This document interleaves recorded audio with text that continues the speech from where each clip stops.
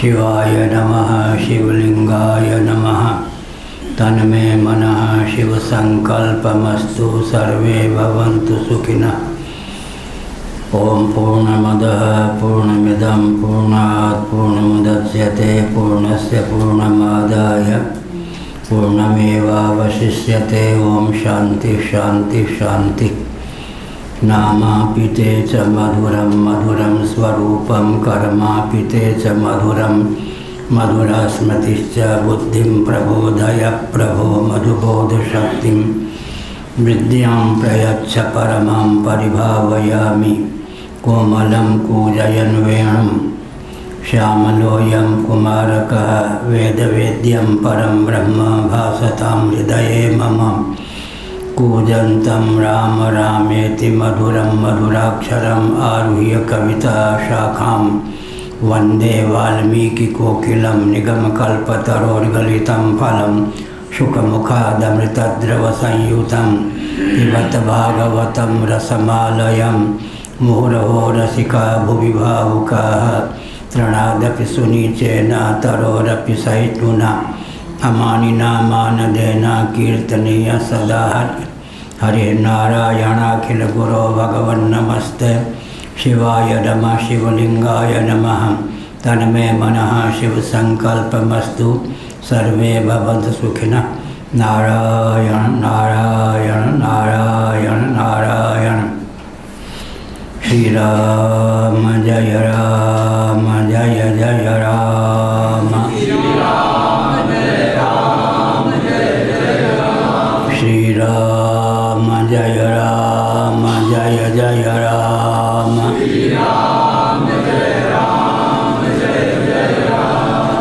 धर्म की अधर्म का प्राणियों में विश्व का गौ माता की गोहत्या भारत सर्वभूत हृदय धर्म सम्राट श्री स्वामी करपात्री जी महाराज की। श्री जगन्नाथ महाप्रभु की। श्री बलभद्र महाप्रभु की। भगवती सुभद्रा देवी की। श्री गोवर्धन नाथ की। हर हर महादेव। गोविंद जय जय गोपाल जय जय गोविंद जय जय गोपाल जय जय। राधा रमण हरि गोविंद जय जय राधा रमण हरि गोविंद जय जय। श्री कृष्ण गोविंद हरे मुरारे।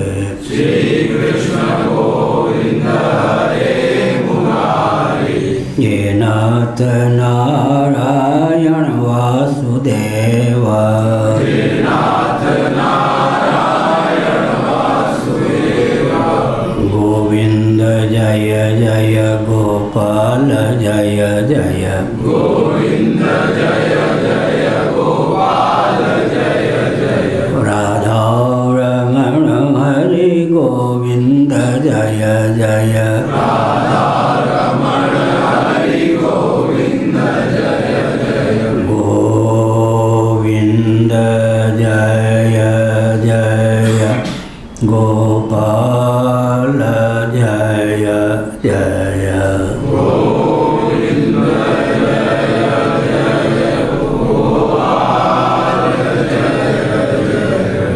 राधा रमण हरि गोविंद जय जय। राधा रमण हरि गोविंद जय जय। गोविंद जय जय गोपाल जय जय। गोविंद जय जय गोपाल जय जय। राधा रमण हरि गोविंद जय जय। राधा रमण हरि गोविंद जय जय। हम भव्य बनाएंगे, हम भारत भव्य बनाएंगे, हिंदू सर से मानसर तक, भारत दिव्य बनाएंगे, हम हिंदू राष्ट्र बनाएंगे, हम भारत भव्य बनाएंगे, वंदे मातरम। हाँ कांतु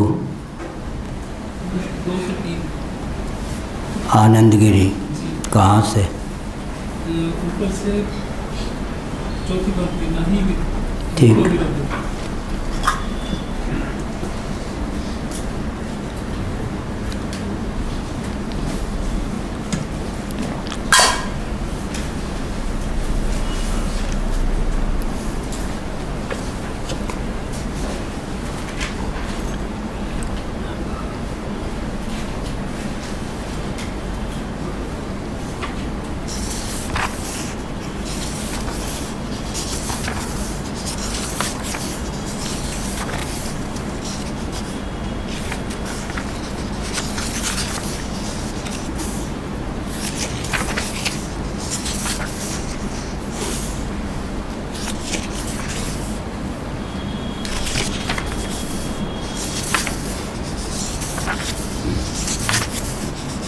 नारायण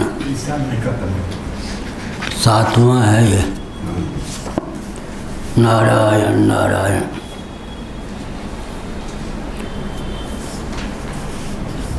बृहदारण्यक उपनिषद 147 आनंदगिरी टीका पृष्ठ 203। नई मिथो विरुद्धयोर गुणगुणित्वम अनुमेयम्।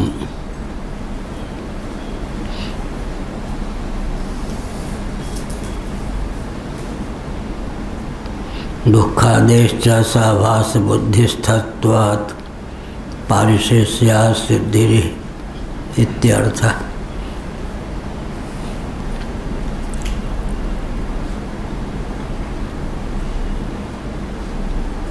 आनंदगिरी जी का कथन है भाष्य से संबद्ध तात्पर्य को अभिव्यक्त करने की भावना से। परस्पर विरुद्ध हैं गुण और गुणी।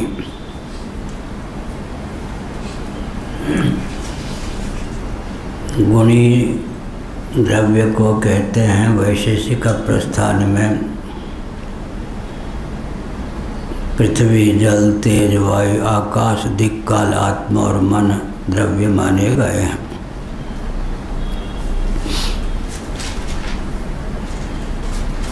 द्रव्य के समाश्रित गुण होते हैं, कर्म भी होते हैं। द्रव्य में गुण और कर्म समवेत होते हैं, समवाय संबंध से सन्निहित होते हैं।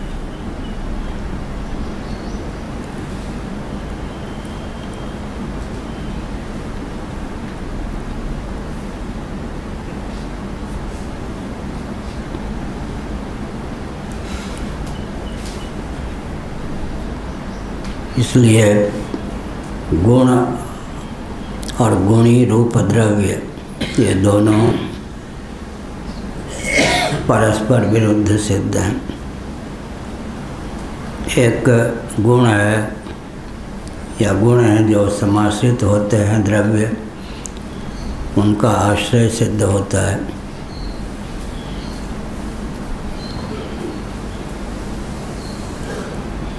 नहीं मिथोर विरुद्धयो गुण गुणित्वम अनुमेयम्।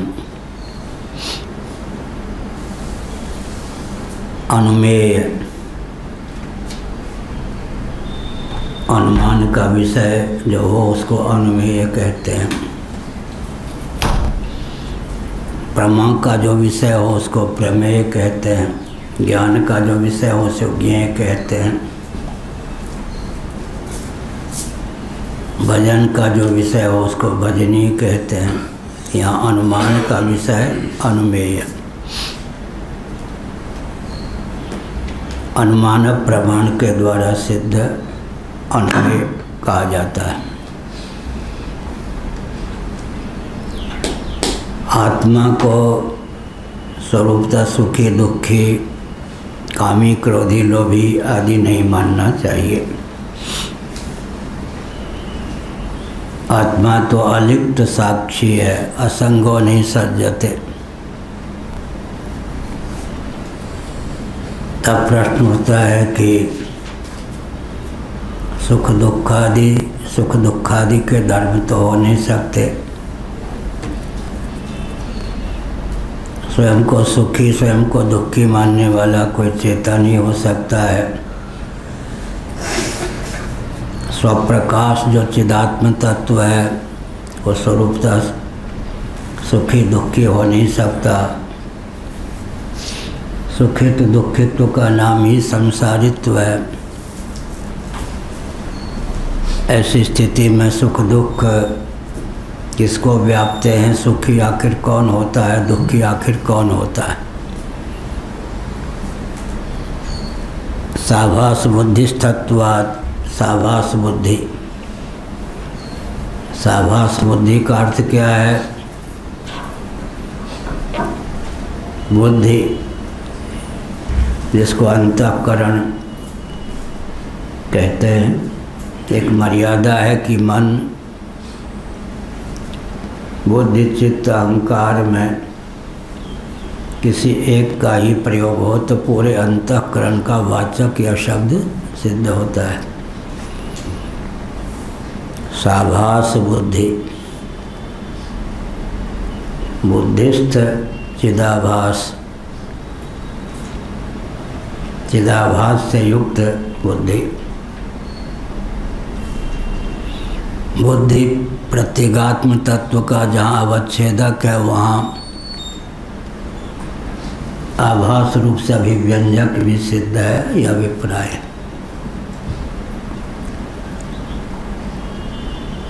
पंचदशीकार ने अन्न के मपने का उदाहरण दिया। बांस, काठ, काष्ठ, काला पत्थर, इनका कोई पात्र हो, आजकल की भाषा में 250 ग्राम उसमें अनाज आता हो,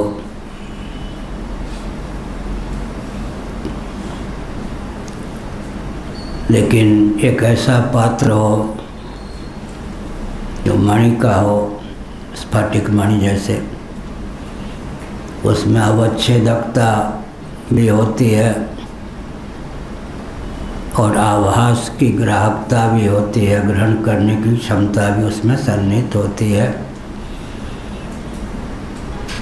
कल मैंने उदाहरण दिया कि शव शरीर भी विभु प्रत्यगात्मा का अवच्छेदक तो सिद्ध होता है, लेकिन उसमें इतनी शुभ्रता या दिव्यता नहीं कि वह चिदाभास के रूप में, चित छाया के रूप में या चित प्रतिबिंब के रूप में आत्म तत्व को अभिव्यक्त करने में समर्थ हो। बुद्धि में केवल अवच्छेदकता ही नहीं है, प्रतिबिंब रूप से या आभास रूप से प्रत्यगात्मा को अभिव्यक्त करने की क्षमता भी सन्निहित है। नहीं, अब तो जे साक्षी हैं, अभी तो निद्रा के साक्षी। इसलिए कहा दुखादेश्च साभास बुद्धिस्तत्वात्। दुखादि जो हैं वो साभास बुद्धि में स्थित हैं। क्या हुआ? अज्ञान आवरण परोक्ष विक्षेप परोक्ष ज्ञान अपरोक्ष ज्ञान शोकापगम निरंकुशा तृप्ति, ये जो 7 हैं चिदाभास की अवस्थाएं मान्य हैं। पंचदशी के अनुसार। पंचदशी कार ने स्वयं दो को लेकर प्रश्न चिन्ह उपस्थापित किया कि चिदाभास तो विक्षेप कोटि का पदार्थ है, अपने पूर्व आवरण और अज्ञान को अपनी अवस्था कैसे बना सकता है।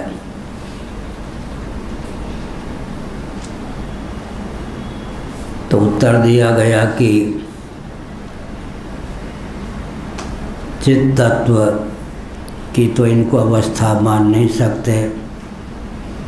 चित्त तत्व की अवस्था न जागर है, न स्वप्न है, न सुषुप्ति है, न ज्ञान है, न आवरण है, न विक्षेप है, न परोक्ष ज्ञान है, न अपरोक्ष ज्ञान है, न शोकापगम है, न निरंकुशा तृप्ति है। ऐसी स्थिति में पूर्व सिद्ध जो अज्ञान और आवरण पारिशेष्य न्याय से चिदाभास की अवस्थाएं मान्य हैं, क्योंकि बीजात्मकता चिदाभास की पहले से सिद्ध है।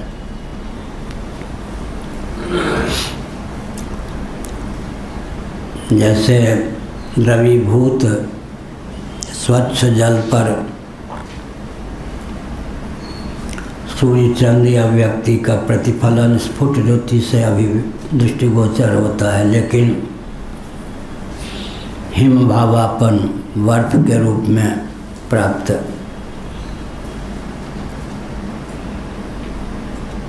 जो जल है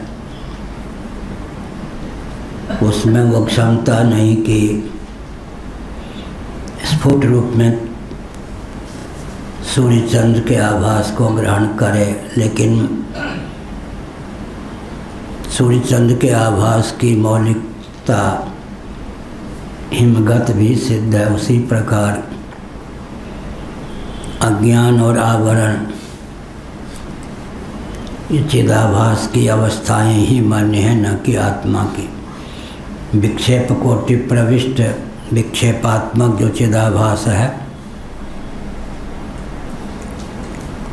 उसकी अवस्थाएं हैं, विक्षेप कोटि प्रविष्ट है, शिष्य कोटि प्रविष्ट के समान।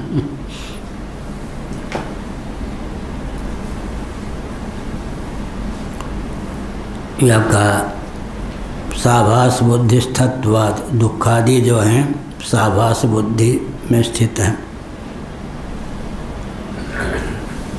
बुद्धि में क्षमता है कि वह चित्त तत्व को आभास के रूप में ग्रहण कर ले। अवच्छेदकता भी बुद्धि को प्राप्त है, लेकिन विशेषता यह है कि बुद्धि अवच्छेदिका होकर भी होती हुई अभिव्यंजकता भी है, विशेष रूप से आभास के रूप में व्यक्त करने वाली। कल बताया था कि 3 शब्दों का प्रयोग होता है, चिदाभास, चित छाया, चित प्रतिबिंब। मायाभासेन जीवेशौ करोति, नृसिंह पूर्व तापिन्युपनिषद। इस पे भगवान शंकराचार्य का भाष्य भी है। उत्तर पर विद्यानंद स्वामी का भाष्य माना जाता है, पूर्व पर आदि शंकराचार्य का। आभासवाद जो है श्रौत सिद्धांत है, किसी व्यक्ति विशेष के द्वारा कल्पित नहीं है। मायाभासेन जीवेशौ करोति, आभास। प्रतिबिंब भी कहते हैं। चित प्रतिबिंब, चित छाया, चिदाभास 3 शब्दों का प्रयोग होता है। चित प्रतिबिंब, चित छाया और चिदाभास। अब कल हमने कहा कि चित्त भी निरूप पदार्थ होने के कारण प्रस्थान भेद से अमूर्त है।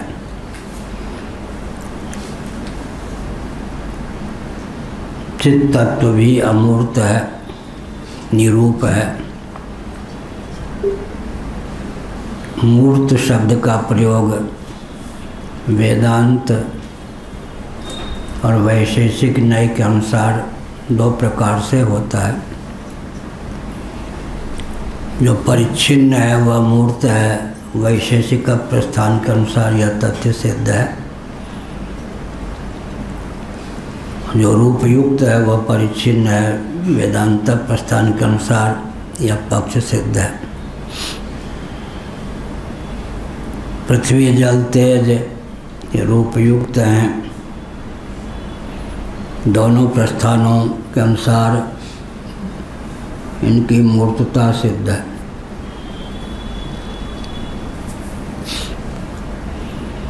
वायु निरूप है,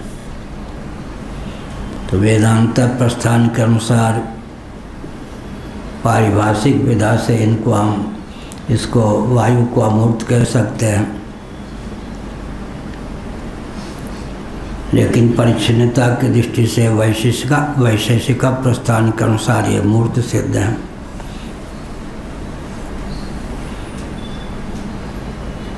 संभवतः काशी की घटना होगी।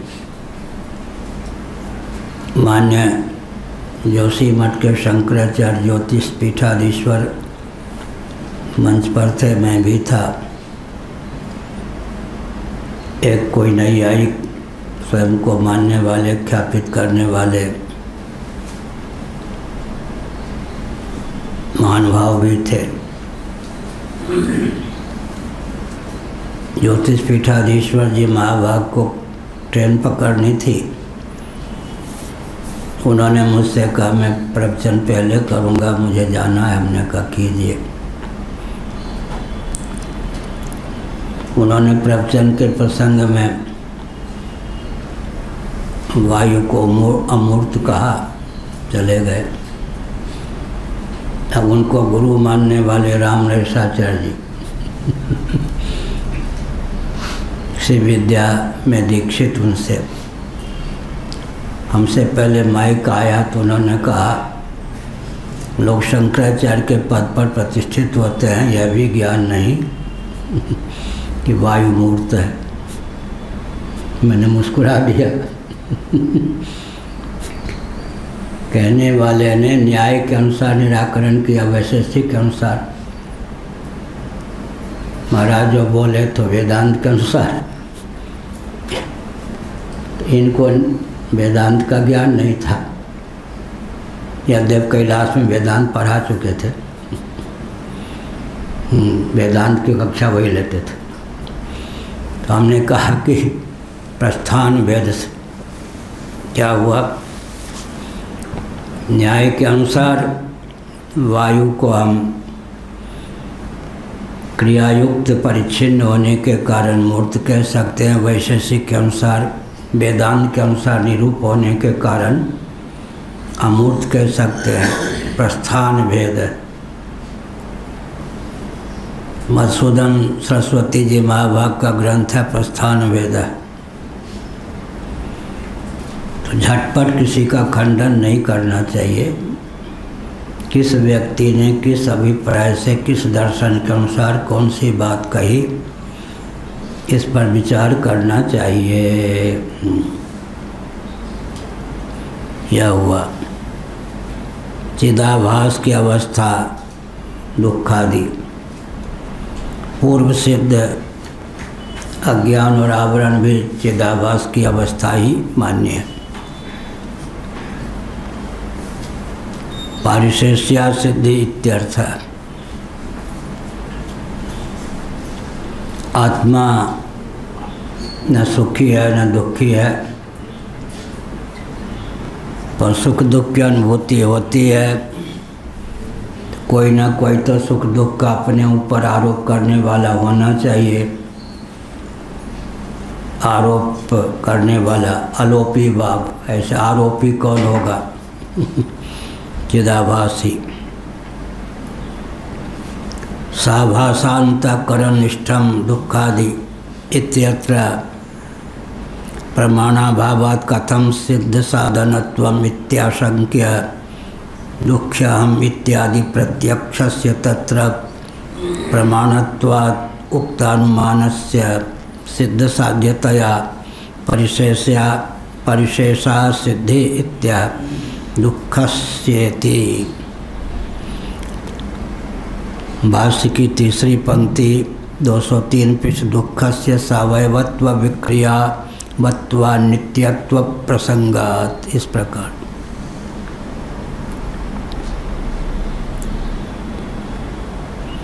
साभास अंतःकरणनिष्ठ, बुद्धिनिष्ठ, मनोनिष्ठ, चित्तनिष्ठ, कुछ भी कहें, अहमनिष्ठ, साभास अंतःकरणनिष्ठम दुखादि, सुख दुख इच्छा द्वेष इत्यादि जो हैं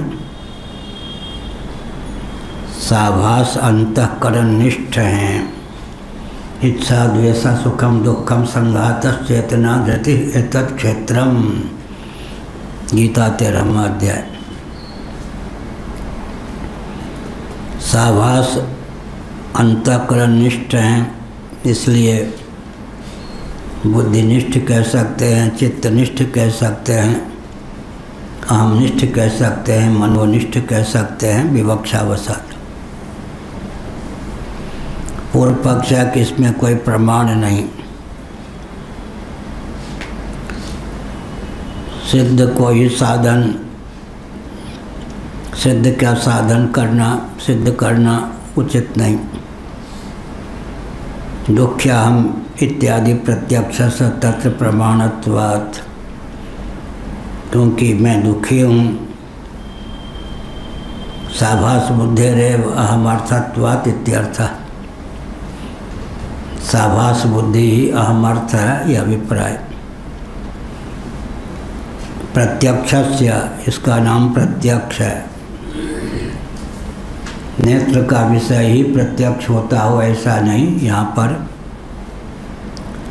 मैं दुखी हूँ इत्यादि प्रत्यय को प्रत्यक्ष ही माना। जो कुछ भाष्य सामग्री है वह प्रत्यक्ष मान्य है। दृष्टा का जो विषय है उसकी दृश्य संज्ञा है ही। जो ज्ञेय हो, भाष्य हो, उसकी दृश्य संज्ञा होती है। कहीं कहीं ज्ञेय शब्द पारिभाषिक भी होता है। अवश्य जानिए जानन योगो ज्ञेयम यत्तत् प्रवक्ष्यामि यज्ञात्वा मृतमश्नुते अनादिमत् परम ब्रह्म न सत्तन्न सदुच्यते।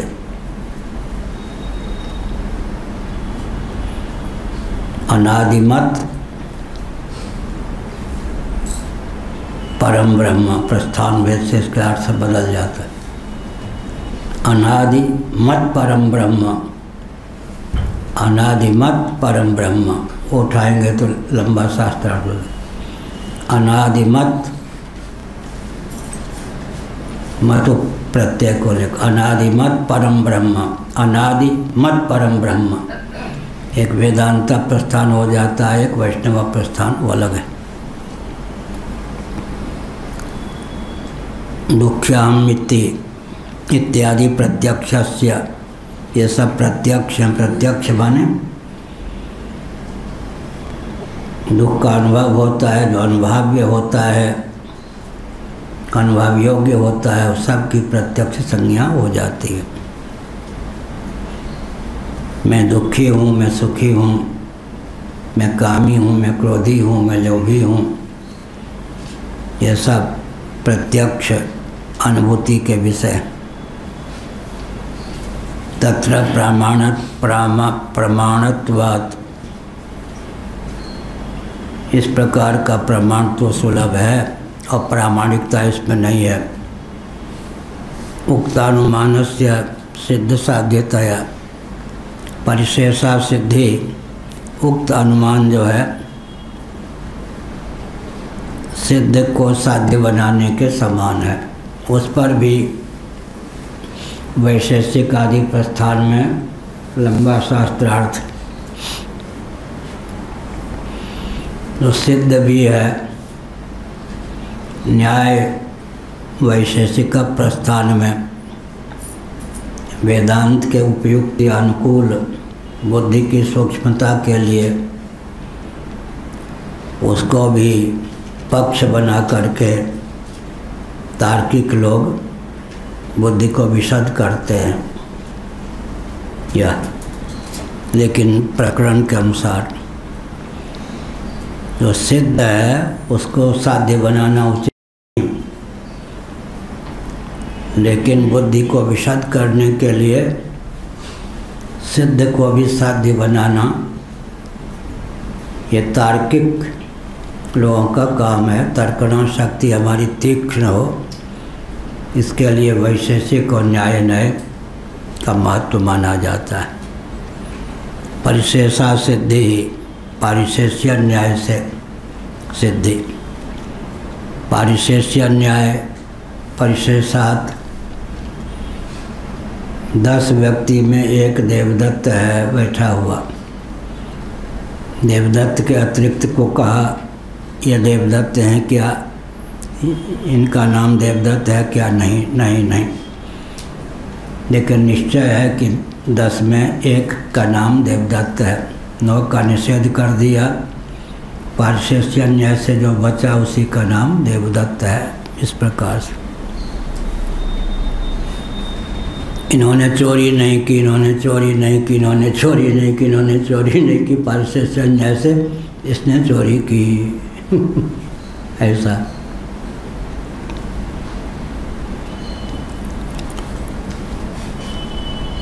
इन्होंने रंग रोगन नहीं किया, इन्होंने रंग रोगन नहीं किया, पर इन्हीं में से किसी ने किया। अंत में जो बच्चा कहना होगा किसने रंग रोगन किया, यह पारिशेष्य न्याय होता है। यत्र रूपादि मत देहे दाहच्छेदादि दृष्टम तत्रैव तत्कृत दुःखादि उपलम्भान नात्मनः तत्वत्वम् इति हेत्वन्तर्माह रूपादि। रूपादि कहकर भगवान शंकराचार्य ने इस तथ्य को उद्भाषित किया।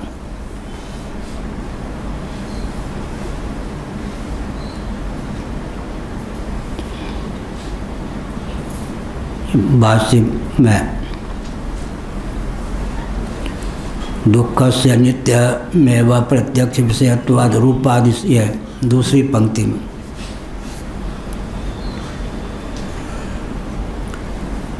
यत्र रूपादि मति देह को लेकर मति शब्द का प्रयोग किया। शरीर को लेकर नहीं, देह को लेकर। दाहत छेदादि, और शरीर में बहुत जलन है, वो यहाँ तो बस किसी ने सुई चुभो दिया। छेदन, भेदन, दहन, ये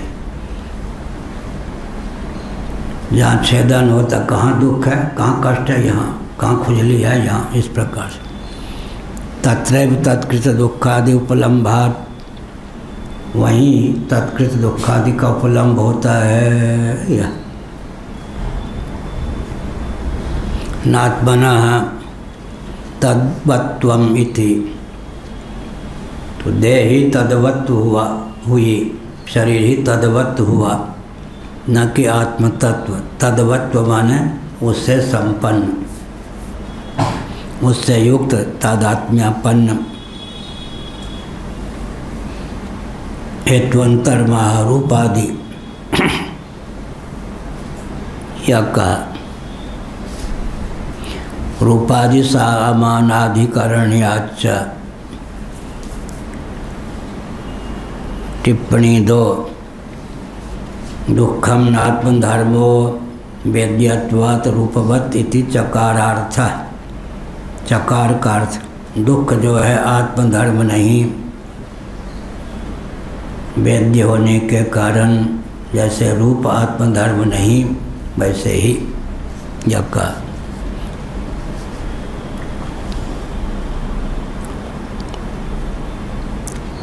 यत्र रूपादिमति देहे दाहच्छेदादि दृष्टम तत्रैव तत्कृत दुःखादुपलम्भान् न आत्मनः तद्वत्वम् इति हेत्वन्तर्वाह हो गया। यत्वात्म मन संयोगादात्मनि बुद्ध्यादयो नव वैशेषिका गुणा भवन्ति इति तद्दूषयति। अब फिर पूर्व पक्ष को आनंद गिरि जी ने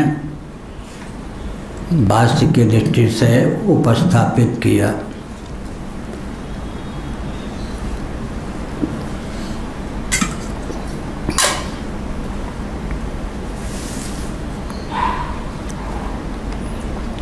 यत्तु आत्म मन संयोगात आत्मनि बुद्ध्यादयो न वैशेषिका गुणा भवन्ति।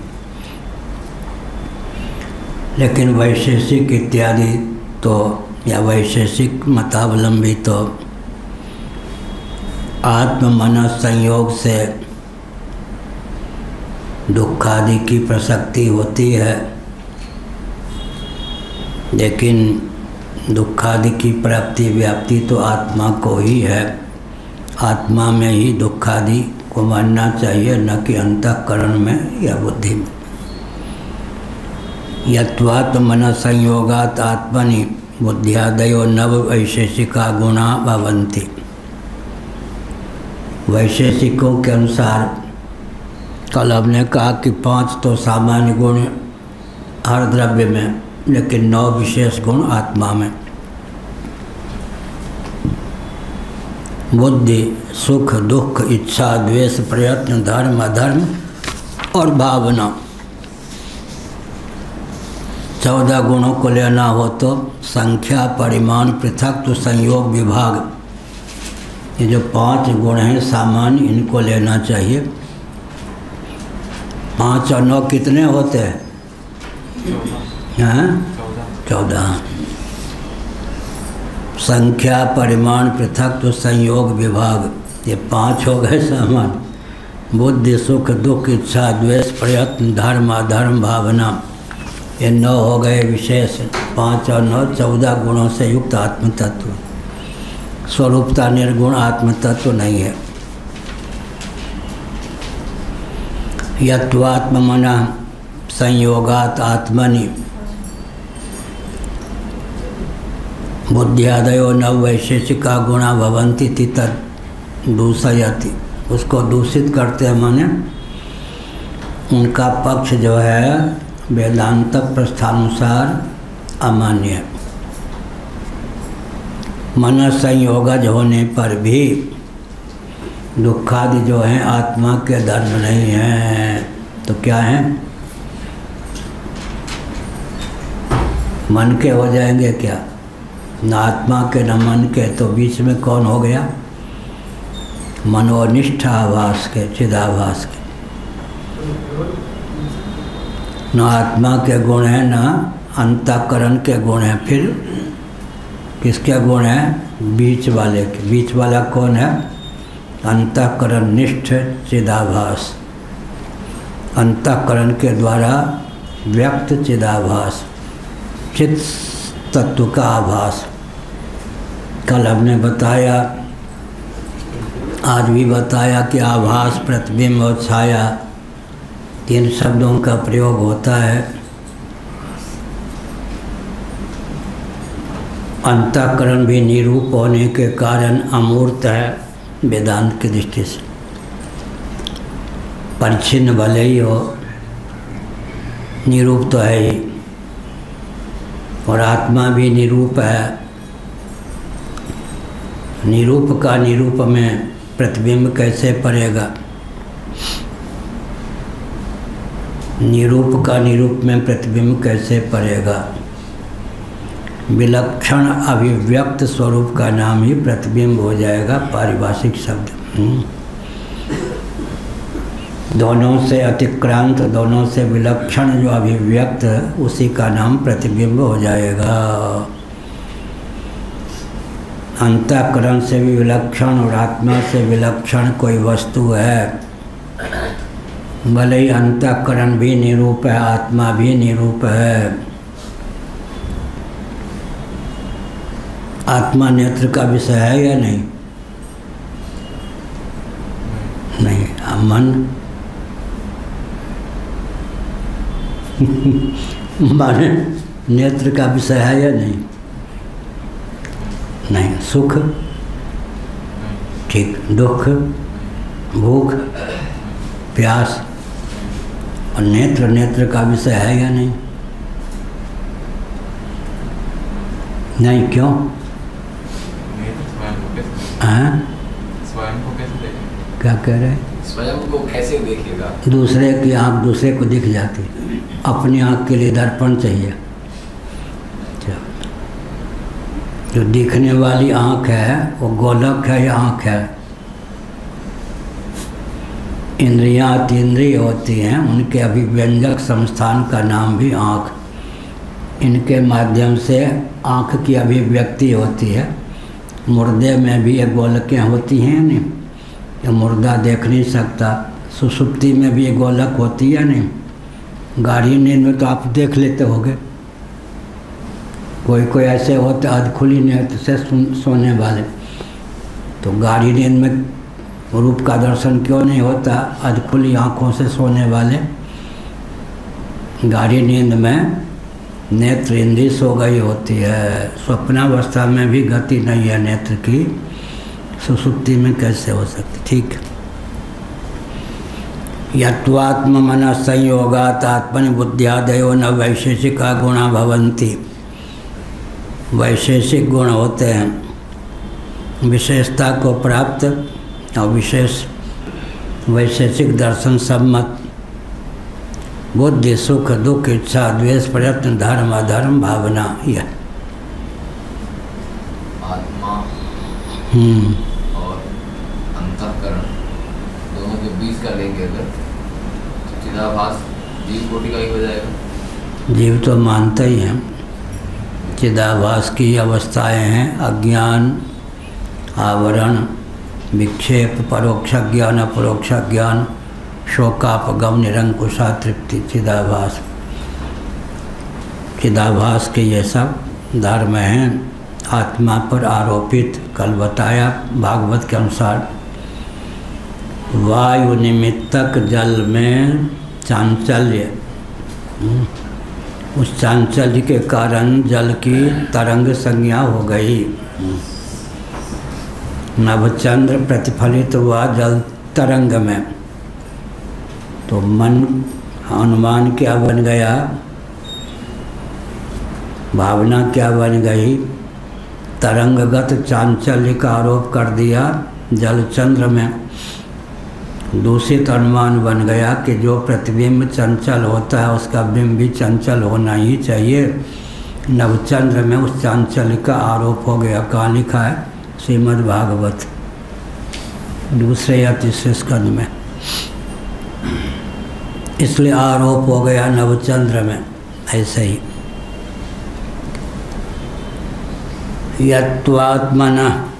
यत्वात्म मन संयोगात आत्मनि बुद्ध्यादयो न वैशेषिका गुणा भवन्ति इति तद्दूषयति। मन संयोगजत्वेपि, माना कि मन संयोगज बुद्धि, सुख, दुख, इच्छा, द्वेष, प्रयत्न, धर्म, अधर्म, भावना, इन गुणों की सिद्धि होती है। लेकिन ये आत्म संवेत न होकर चिदाभास संवेत हैं। मनोनिष्ठ भी नहीं मान सकते, आत्मनिष्ठ भी नहीं मान सकते। मध्य में कोई ऐसी चीज़ स्वीकार कीजिए तनिष्ठ हो, जिसको लेकर अहमिति की स्फूर्ति होती हो, वही चिदाभास। दुःखस्य आत्मनि मन संयोगजत्वे अभ्युपगतेपि मनोवत आत्मना संयोगत्वात् सावयवत्वादि प्रसंगात आत्मत्वमेव न स्यात् इति अर्थ। माना कि दुःखस्य आत्मनि मन संयोगजत्वे अभ्युपगतेपि, आत्मा में मन संयोगज दुःखत्व है, दुख है, सुख है। ऐसे ही मनोवत आत्मना संयोगित्वात्, संयोगी तो दो हो गए ना। जैसे दो उंगलियों का संयोग हुआ तो संयोगी दो, द्विष्ट संयोग जो होता है द्विष्ट होता है कम से कम। तो ऐसे ही इनको मनोगत माने, एक संयोगी द्रव्य हुआ, एक हुआ आत्म तत्व। आत्मगत माने या मनोगत माने या दुख से आत्मनि मन संयोगजत्वे व्युपगतेपि मनोवत आत्मन संयोगित्वा सावयवत्वादि। अगर आत्मगत मानेंगे तो मन जो है क्या है, संयोगित होने पर भी सावयव है। अब ये कौन सा प्रस्थान हुआ? वेदांत प्रस्थान। मन जो है अणु परिमाण परिमित है या बेबू है या मध्यम परिमाण परिमित है या अणु परिमाण परिमित स्वतंत्र द्रव्य है। पृथ्वी जल तेज वायु आकाश दिक्कल आत्मा और मन, इनके यहाँ वैशेषिकों के यहाँ पृथ्वी जल तेज वायु आकाश दिक्कल आत्मा और मन ये हो गए अणु परिमाण परिमित या महापरिमाण परिमित। किसी भी वस्तु को नित्य सिद्ध करने के लिए वैशेषिक प्रस्थान के अनुसार या तो उस वस्तु को अणु परिमाण परिमित सिद्ध कीजिए या महापरिमाण परिमित सिद्ध कीजिए। क्या कहा चक्रवर्ती जी?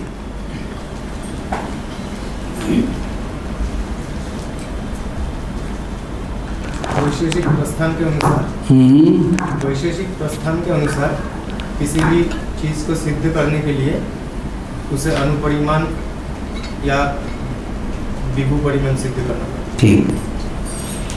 जो मध्यम परिमाण परिमित होगा वह नित्य अवश्य होगा। किसी भी वस्तु को नित्य सिद्ध करने के लिए वैशेषिक प्रस्थान के अनुसार या तो उसे अणु परिमाण परिमित मानिए या महापरिमाण परिमित महत् परिमाण परिमित मानिए। तो मन को अणु परिमाण परिमित नित्य द्रव्य माना गया उनके यहाँ। कुछ ऐसे प्रस्थान हैं मीमांसा आदि की दृष्टि से महापरिमाण परिमित विभु मन है, देह के अवच्छेद से उसमें भेद है।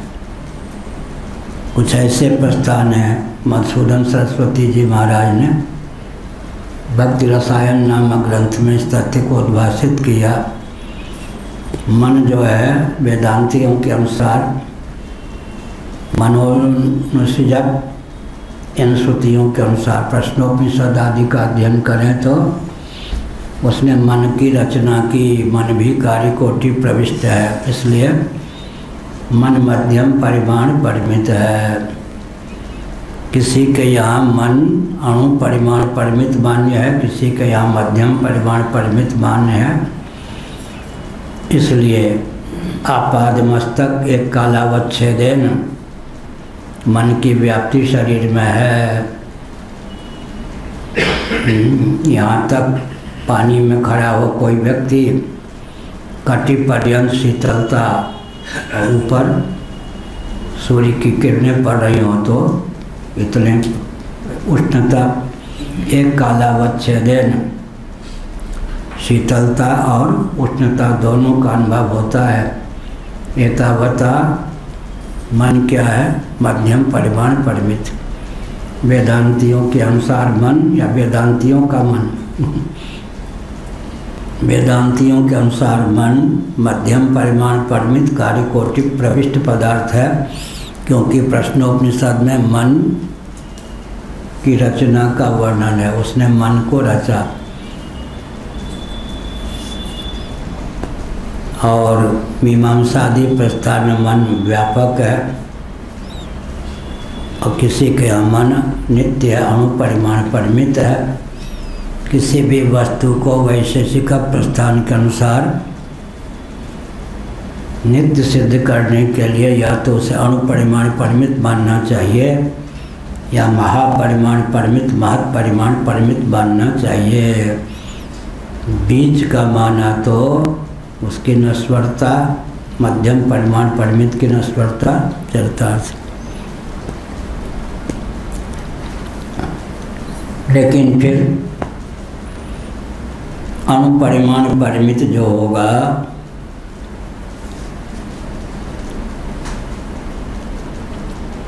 वो व्याप्य होगा या व्यापक?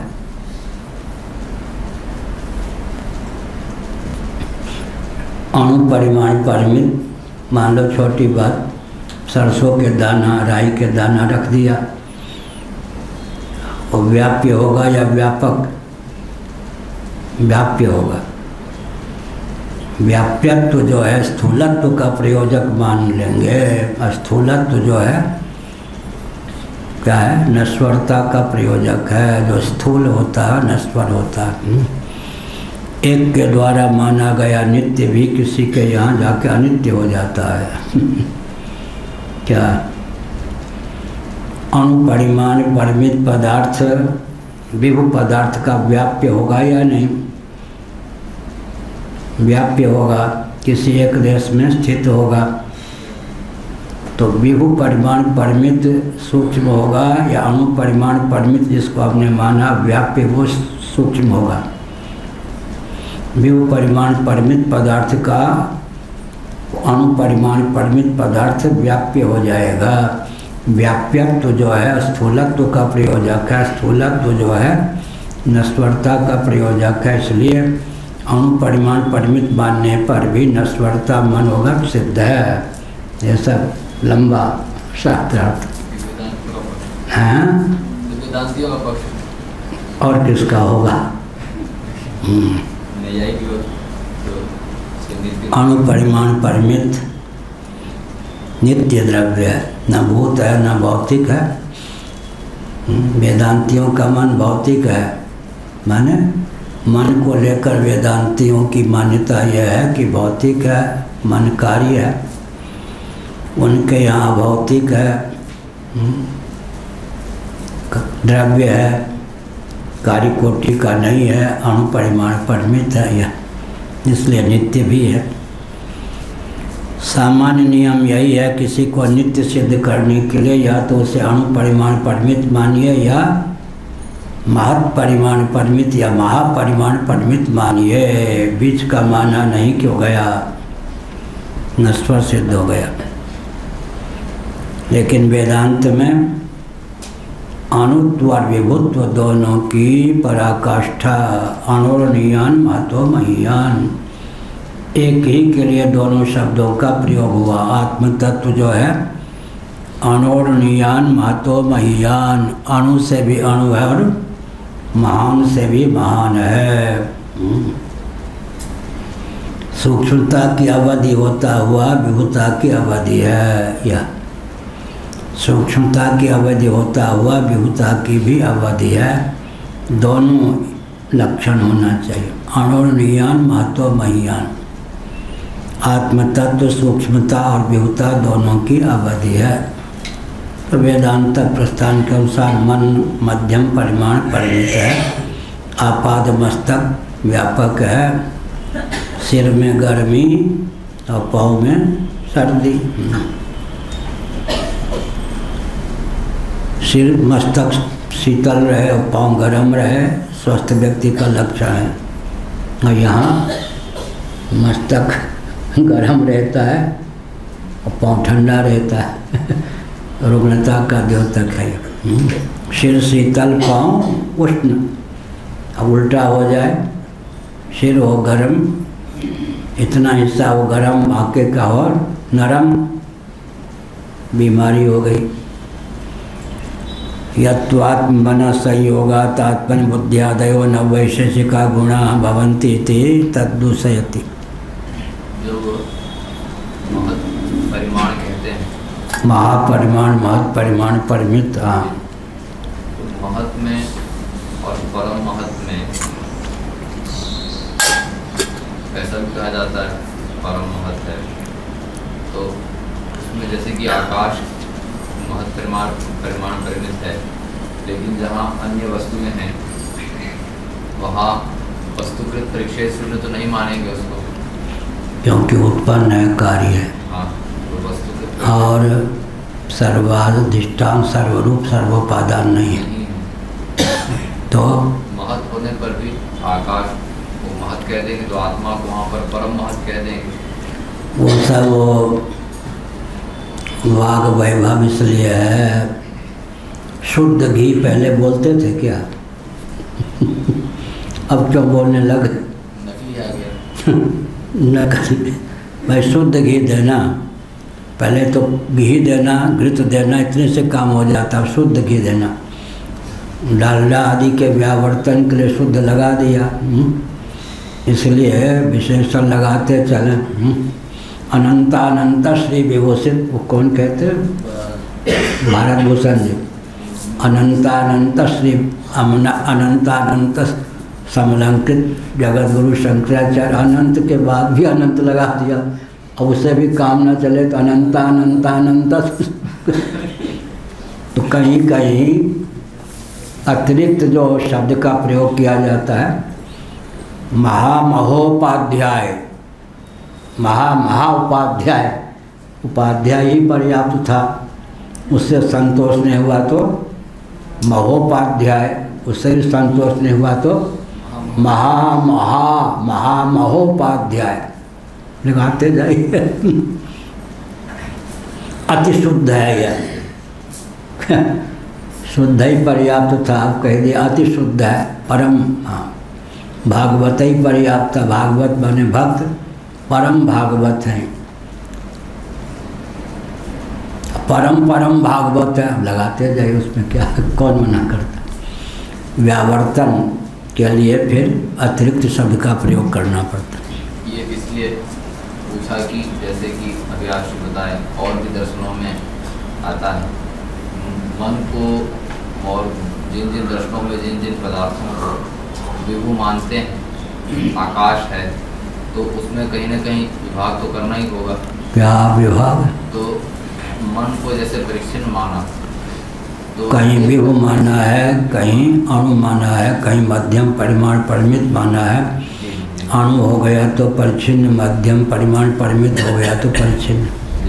तो मीमांसकों ने, जैसा भी आप तो ये विषय रखे थे, मीमांसकों ने माना आपको विभू परिमाण परिच्छिन्न। तो अवच्छेदक जो शरीर है उसके भेद से मन में भेद हो गया। यह अवच्छेदक भेद से विभू में भी भेद, घटाकाश महाकाश आदि, यह नियम है। उसमें जो भेद है, अवच्छेदक भेद से भेद की प्रसक्ति मान ली गई।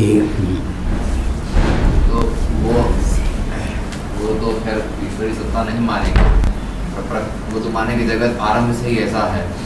न कदाचित अनिदृशम जगत मीमांसक। लेकिन हम लोग अगर वेदांत की दृष्टि से विचार करेंगे तो बहुत सारे जो विभू पदार्थ हैं उनमें तो फिर विभाग करना ही होगा ना, आकाश में, मन में, आत्मा में।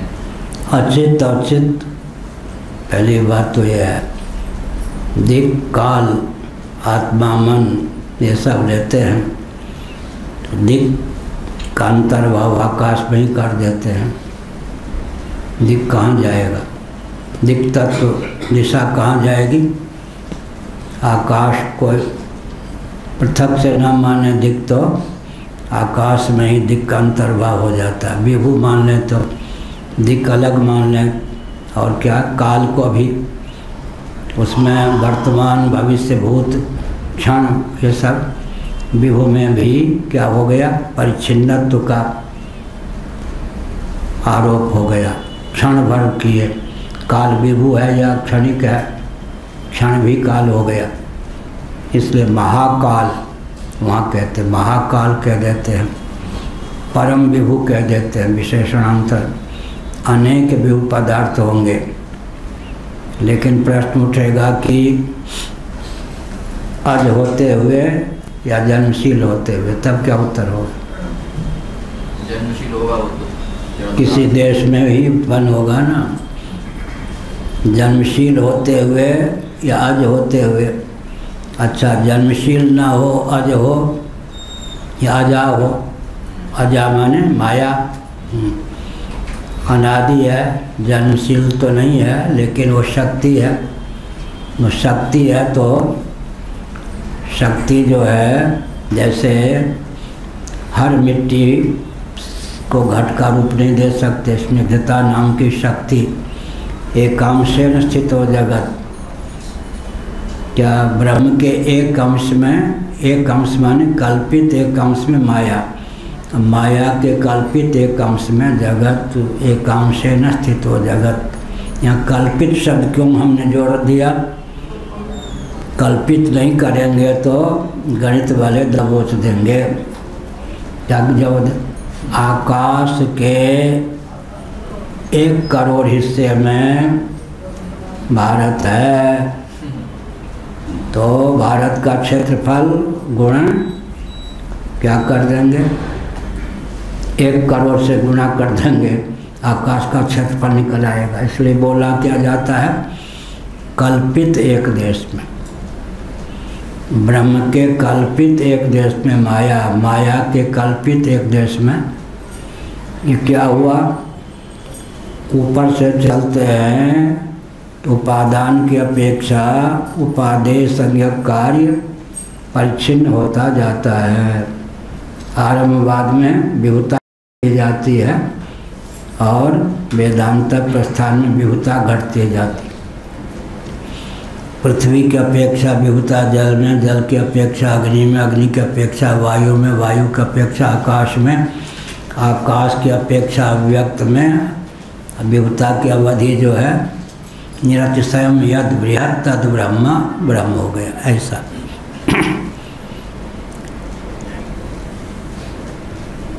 यत्वात्म मन संयोगात आत्मनि बुद्ध्यादयो नव विषय वैशेषिका गुणा भवन्ति तद्दूषयति।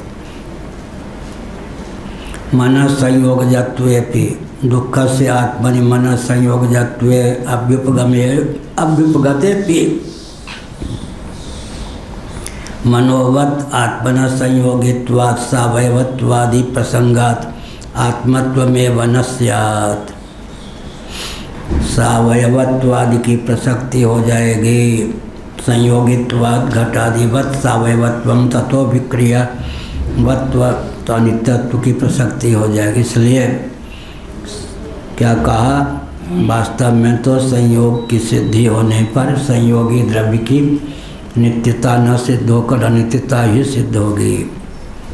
संयोगित्वात् सावयवत्वादि प्रसंगात आत्मत्व एवं न स्यात्। इसलिए उनका आत्मत्व ही सिद्ध नहीं होता, यह अभिप्राय। तत्र संयोगित्वेन सक्रियत्वं साधयति।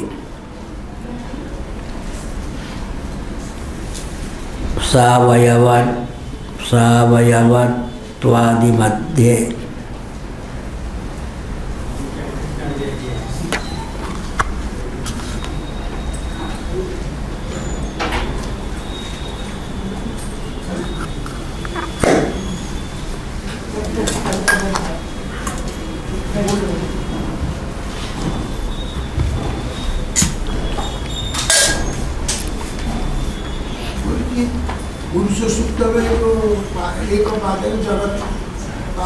त्रिपादस्य अमृतं दिवि पादोस्य विश्वाभूतानि। ठीक है, त्रिपाद विभूति नारायणोपनिषद भी है। त्रिपादस्य अमृतं दिवि संस्कृत में जो बहुवचन होता है कहाँ से? 1 से 2 से या 3 से? 3 से। एक वचन, द्विवचन, बहुवचन। अंग्रेजी में सिंगुलर प्लूरल, हिंदी में एक वचन बहुवचन। अंग्रेजी संस्कृत में 2 के बाद में 3 से बहुवचन होता। त्रिपाद कहने पर अनंतता का उपलक्षण हो जाता। अनंतता का उपलक्षण है त्रिपाद, 3 का ही द्योतक नहीं। 3 से बहुवचन हो जाता है ना। त्रिपादस्यामृतं दिवि, उसका एक अर्थ है सरस्वती रहस्योपनिषद के अनुसार नाम रूप एक पाद, अस्थि भाति प्रीत 3 पाद। एक अर्थ है। नाम रूप एक पाद हो गए, अस्थि भाति प्रिय ये 3 पाद। और फिर जब उधर 3 है तो इधर 3 क्यों नहीं? 3 अगर बृहदारण्यक में जगत के लिए 2 प्रकार का प्रयोग आया। जगत नाम रूपात्मक है और जगत नाम रूप कर्मात्मक। सच्चित आनंद जब 3 कह दिया ना, अस्ति भाति प्रिय, तो गणित की दृष्टि से तालमेल बैठाने के लिए जगत के लिए 3 शब्दों का प्रयोग होना चाहिए। चित्त को लेकर नाम का, सत को लेकर रूप का, आनंद को लेकर कर्म का। इसलिए बृहदारण्यक में जगत के लिए नाम रूपात्मक शब्द का प्रयोग भी है और नाम रूप कर्मात्मक शब्द का प्रयोग भी है। कर्म का अंतर्भाव नाम रूप में कर देंगे तो जगत के लिए 2 ही शब्द होता है, नाम रूप। और ईश्वर के लिए अस्ति भाति प्रिय सच्चिदानंद त्रिपादस्यामृतं देवी, नाम रूप को एक पाद मान लिया, बाकी जो है सच्चित आनंद। यह देवी माने यहाँ पर द्योतनशील परमात्मा तत्व के लिए बता रहे थे आप, त्रिपाद विभूति का बता रहे थे आप क्या?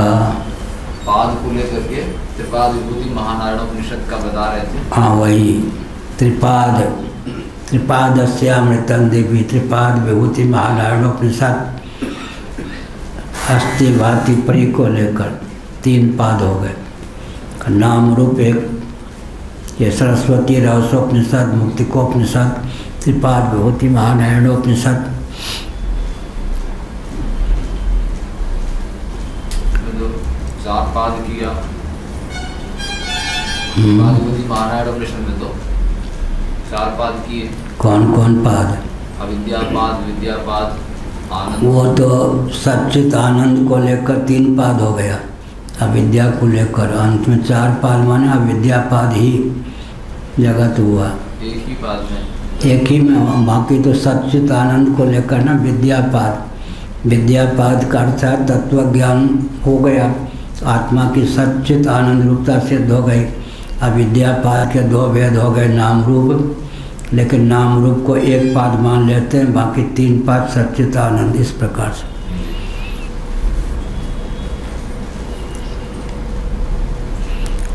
यह सब मजा होना चाहिए ना, ज्ञान विज्ञान।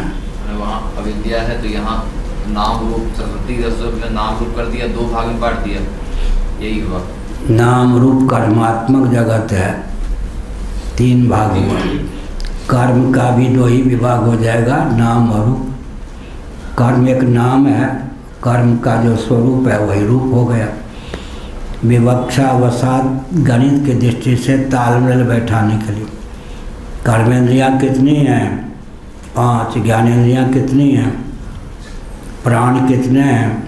अंतःकरण क्या अंतःकरण ने क्या बिगाड़ा कि वो 4 ही है, मन बुद्धि चित्त अहंकार। इसलिए तालमेल बैठाने के लिए उपनिषदों में 5 कह दिया।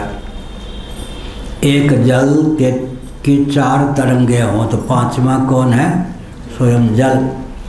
मन बुद्धि चित्त अहंकार जिसकी 4 तरंगे हैं वो 5वां स्वयं है अंतःकरण। अंतःकरण पंचक, अंतःकरण चतुष्टय। और सांख्य प्रस्थान के अनुसार क्या करेंगे फिर? अंतःकरण त्रय। मन हो जाएगा षोडश विकृति के अंतर्गत, अहम और बुद्धि प्रकृति के अंतर्गत अष्टा प्रकृति। और कोष की विवक्षा से क्या करेंगे? मनोमय विज्ञान में 2 कोष,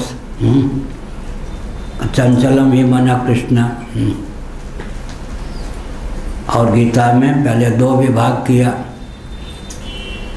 समाधातुम न शक्नोसी, फिर चित्त में जाके 2, मय्येव मन आधत्स्व मयि बुद्धिम निवेशय निवशिष्यसि मय्येव अत ऊर्ध्वं न संशयः। और बाद में एक ही विभाग कर दिया भगवान, अथ चित्तम समाधातुम न शक्नोसि मयि स्थिरम। जिसको मन बुद्धि कहा था उसको चित्त कह दिया, तो भगवान ने भी चतुराई का प्रयोग किया। अंतःकरण का 2 विभाग करके फिर एक ही कर दिया। चित्त कहने पर मन बुद्धि का अंतर्भाव हो गया। बिल्कुल सिद्ध है इनको। कौन सिद्ध है? नींद। ठीक नहीं, वो कैसे कहेंगे? साक्षी है ना आप तो। सांख्य लोग जो हैं उनके यहाँ षोडश विकृति कोटि का मन है, तो अहम को लेकर के तो उत्पत्ति है ही, सात्विक और राजस बुद्धि को प्रकृति कोटि का रखते हैं वो लोग? कौन? सांख्य लोग। कैसे? महत बुद्धिमान महत, समष्टि बुद्धि का नाम ही महत। बुद्धि को महत कोटि का मानते हैं। समष्टि बुद्धि का नाम ही महत्त्व है। यह अव्यक्त जो है उसी को प्रकृति मानते हैं, उसी को प्रधान मानते हैं। 3 नाम हो गए। अब वेदांत में 4 नाम हो जाता है, उसका नाम माया। अब महाभारत के शांति पर्व में 27 नाम हो जाते हैं। 27 नाम, लगभग 27 नाम हो जाते। अंतःकरण का 3 विभाग होगा सांख्य प्रस्थान के अनुसार। 16 विकृति की दृष्टि से एक मन हो जाएगा, उधर अष्टधा प्रकृति की दृष्टि से अहम और बुद्धि। समष्टि बुद्धि का नाम ही महत्त्व है। उनके अनुसार अंतःकरण के 3 विभाग हो जाए। हमारे यहाँ 1, 2, 3, 4, 5 विभाग हो जाते। चंचलम ही मना कृष्ण यह। और चित्त योग के अनुसार चित्तवृत्ति निरोधा है। योग चित्तवृत्ति निरोधा है, तो चित्त शब्द का प्रयोग पूरे अंतःकरण के लिए हुआ है। मन चंचल मस्थिरम, यहाँ मन का अर्थ पूरा अंतःकरण हुआ। और कोष की विवक्षा से 2 विभाग हो गया, मनोमय विज्ञानमय। अष्टधा प्रकृति की दृष्टि से 3 विभाग हो गया, मन अहम और महत्त्वात्मक बुद्धि। और 19 मुखा की दृष्टि से 5 ज्ञानेंद्रियाँ, 5 कर्मेंद्रियाँ, 5 प्राण, अंतःकरण चतुष्टय, 4 विभाग हो गया। और पैंगलोपनिषद के अनुसार 5 विभाग हो गया, मन बुद्धि चित्त अहंकार, स्वयं ज्ञातृत्व रूप अंतःकरण। मन भी ज्ञान रूप है, बुद्धि भी ज्ञान रूप, सोने में तो बड़ा माहिर।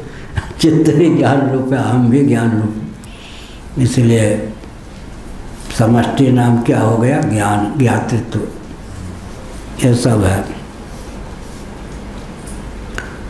यत्वात्मना संयोगात आत्मनिबुद्ध्यादयो नववैशेषिका गुणा भवन्ति इति तद्दूषयति मनः संयोगजत्वेपि दुःखस्य आत्मनि मनः संयोगजत्वेपि अभ्युपगतेपि मनः संयोगजत्वे अभ्युपगतेपि मनोवत् आत्मनः संयोगित्वात् सावयवत्वादि प्रसंगात् आत्मत्वमेव न स्यात् इत्यर्थ। आत्मन संयोग, तो संयोगी 2 द्रव्य हो गए, आत्मा और मन। अगर आत्मा को भी मन के सदृश मान लेंगे, करण कोटि प्रविष्ट, मन का भी सावयवत्व सिद्ध होगा तो अनित्यत्व सिद्ध हो जाएगा, तो आत्मत्व ही सिद्ध नहीं होगा। तत्र संयोगित्वेन सक्रियत्वं साधयति। जो संयोगी होता है वो सक्रिय होता है, जो सक्रिय होता है वो गाली है। अनात्मा या आत्मा कहो हम निष्क्रिय हैं, आपकी दृष्टि में भले निंदा के पात्र हो, लेकिन वेदांत की दृष्टि से हम आत्मा हैं। कोई कहे बड़ा निष्क्रिय है तो क्या कहना चाहिए? आपकी दृष्टि से हम अनुपयोगी सिद्ध हैं, वेदांत का अध्ययन कीजिए, हम तो आत्मा सिद्ध हैं। आप सब हमारे क्या हैं? दृश्य हैं, अनात्मा सिद्ध हैं। जितने सक्रिय व्यक्ति हैं सब दृश्य हैं, मैं निष्क्रिय आत्मा हूँ। ठीक है। शिशुपाल ने गालियाँ दी किनको? भगवान श्री कृष्ण को शिशुपाल ने गालियाँ दी। और श्रीधर स्वामी जी को तो भागवत पर भाष्य लिखना था, गालियों का अनुवाद करना भी तो गाली ही है ना। क्या एक बार सहपाठियों के साथ में खेल रहा था, लगभग 3 फरलांग दूर बाग में घर से। एक से फुटबॉल में, कबड्डी में, कोई कुश्ती में कोई हमारा पार पाता नहीं था। अवस्था रही होगी 8 साल की मान लो, तो पार नहीं पाया तो एक ने चांटा मार दिया हमको। आयु में 2 साल बड़ा आ रहा होगा। तो मैं दौड़ता हुआ आ रहा था घर तक 3 फरलांग दूर। रास्ते में जिसने चांटा मारा था उसके पिता मिल गए बैठे हुए। क्यों रो रहा है? मैंने कहा आपके बेटे ने चांटा मारा। मेरा भी मन करता है एक चांटा और मार दूँ। और कष्ट हुआ। तो खेल में भी किसी को पार नहीं पाने देता, न पढ़ने में पार पाने देता है, न कबड्डी में, न फुटबॉल में। मेरा भी मन करता है एक चांटा और मार दूँ। तो हमने कहा गाली भी मिली और चांटा भी। घर गया, बहन ने कहा क्यों रो रहा है? मैं कहना यह चाहता था कि चांटा भी मार दी उसने और ये गालियाँ दी। बहन ने कहा एक चांटे और जड़ दूँगी। मुँह खोला तो हमने कहा तो बस बढ़िया दिन, चांटे खाने का दिन। फिर बड़ी बहन 15 साल थी बड़ी, उन्होंने कहा सुनो, गाली ऐसी चीज़ नहीं है जो मन में रखे और अनुवाद करे। उनके माता पिता को जाके समझा दूंगी, उन बच्चों ने तुम्हें गाली दी, तुम गाली ये गालियाँ दी, हम लोगों को तो गाली दी होंगी ना। गाली ऐसी चीज़ नहीं है जो मन में रखी जाए और अनुवाद करे। अनुवाद भी करोगे गाली के तो मन दूषित होगा, वाणी दूषित होगी। बढ़िया शिक्षा है। इसलिए क्या हुआ, गाली दे दी किसने? शापित शिशुपाल ने। अब श्रीधर स्वामी के लिए समस्या बन गई, वो गालियाँ कैसे मैं अनुवाद करूँ। हर गाली का अर्थ प्रशंसा परक कर दिया। और रामचरितमानस में भी अगुण अमान मात पितुहीना। सप्तर्षियों ने पार्वती जी के धैर्य की परीक्षा के लिए भगवान शिव के भक्त होने पर भी भगवान की निंदा कर दी। एक दृष्टि से प्रशंसा, दूसरी दृष्टि से निंदा। तुमने उनको पति बनाने का निश्चय लिया है जो अगुण है, अमान है, माता पिता भी से विहीन है। और सबसे बड़ी बात है कि संतान आदि की इच्छा मत करना, काम को ही जला चुके। क्या अगुण अनाम मात पितुहीना, और काम को भी जला चुके। या तो बढ़िया हमारे पूज्य गुरुदेव कहते थे क्या, पार्वती जी ने शास्त्रार्थ की चुनौती नहीं दी। उन्होंने कहा महादेव गुण भवन विष्णु सकल गुण खान। हाँ ठीक है, वहाँ सप्तर्षि हो, महादेव अवगुण के भवन सही, विष्णु सकल गुण के खान सही। मेरा मन तो लट्टू है महादेव पर, मैं तो विवाह उन्हीं से करूँगी शास्त्रार्थंत। तब शिव जी को जाके कहा परीक्षा में उत्तीर्ण हो गई पार्वती, अब दर्शन दीजिए। यह हुआ। तो यह है गाली भी जो है अक्रिय है, निष्क्रिय है, अगुण है, अमान है। अमान जो है गुण है या दोष।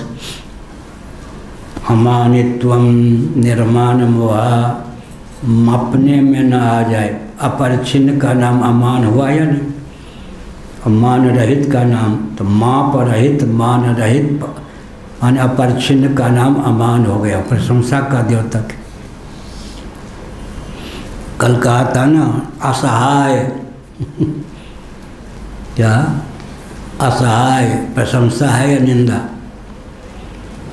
देवादिवदपि लोके ब्रह्मसूत्र में आएगा। भगवान असहाय हैं, देवता असहाय हैं, सिद्ध लोग असहाय होते हैं। हाय मेरा कोई सहयोगी नहीं, सहायक नहीं। तो भगवान को असहाय कहना उनकी प्रशंसा है निंदा? अरे हाँ, क्यों? जय सृष्टि उपाय त्रिविध बनाई, संग सहाय न दूजा। समर्थ को असहाय कह देना उनकी प्रशंसा हुई या निंदा? और असमर्थ को असहाय कहना निंदा हुई या प्रशंसा? हाँ, निंदा। असमर्थ को नहीं, असहाय। हाँ, असमर्थ को असहाय कहना उसकी निंदा, समर्थ को असहाय कहना उसकी प्रशंसा। एक ही शब्द है, कहीं निंदावाचक कहीं प्रशंसावाचक। ठीक।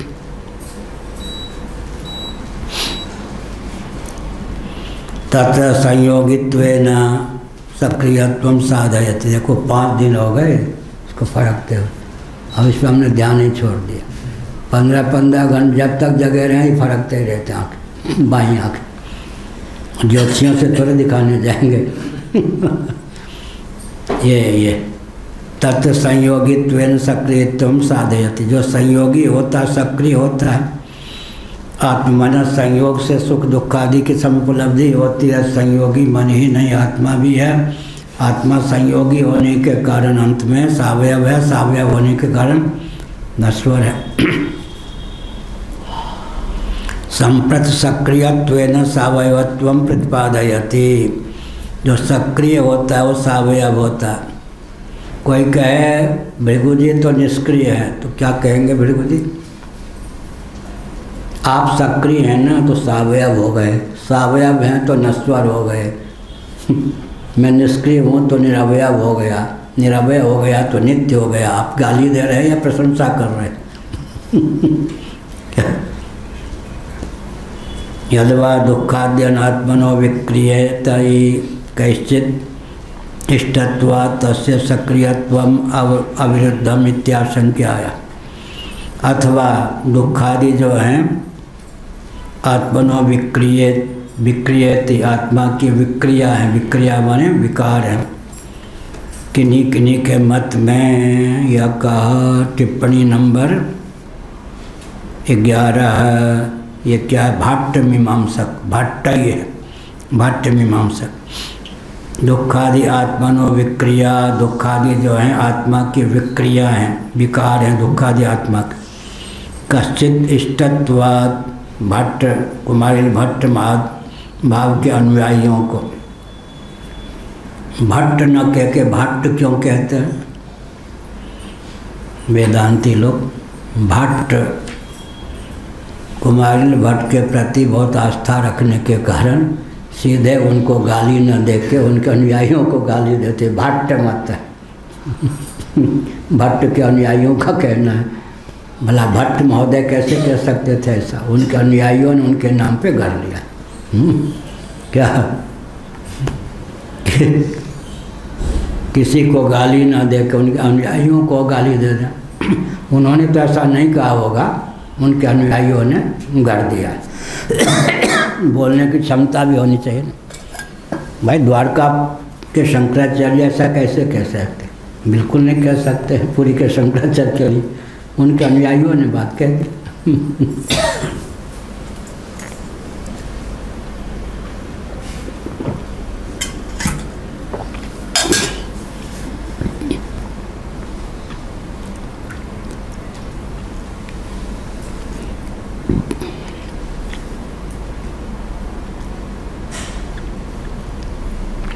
एक आए मेरे पास श्री दलाई लामा जी के, कौन? प्रधानमंत्री, बौद्ध जगत के भी प्रधानमंत्री बनाए गए थे। कहाँ? धर्मशाला में, जहाँ दलाई लामा जी रहते हैं।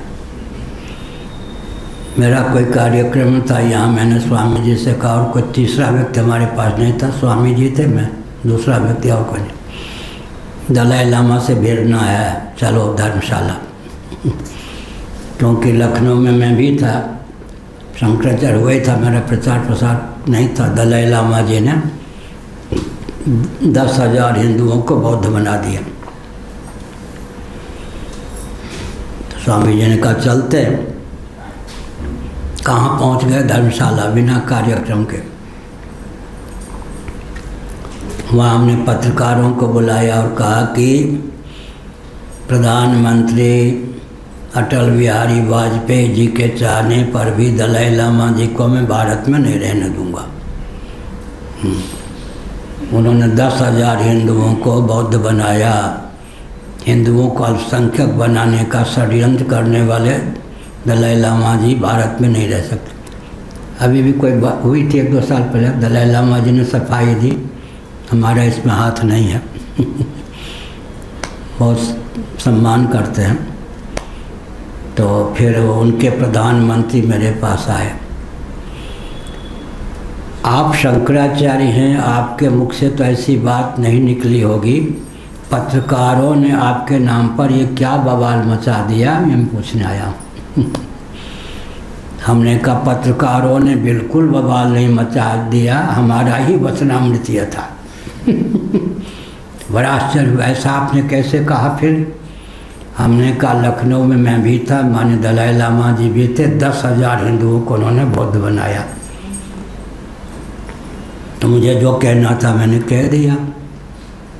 अच्छा, मुझे नहीं मालूम, मैं तो दलाई लामा जी के साथ नहीं था, ऐसा हुआ।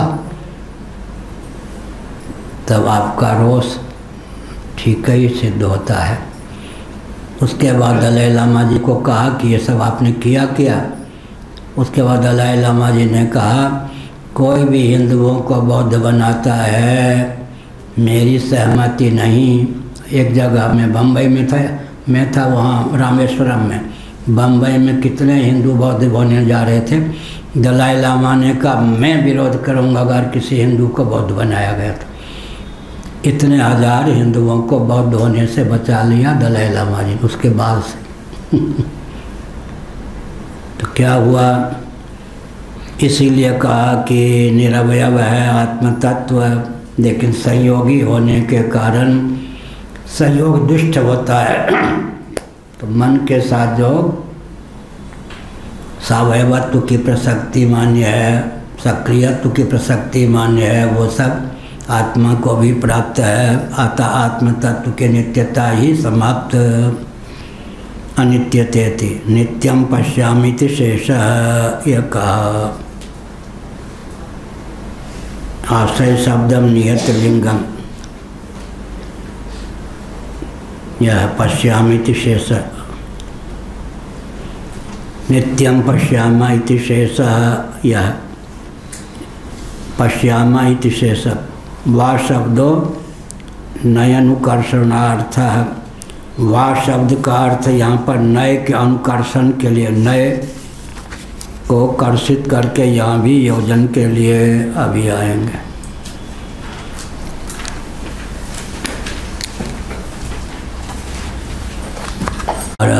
आनंदगिरी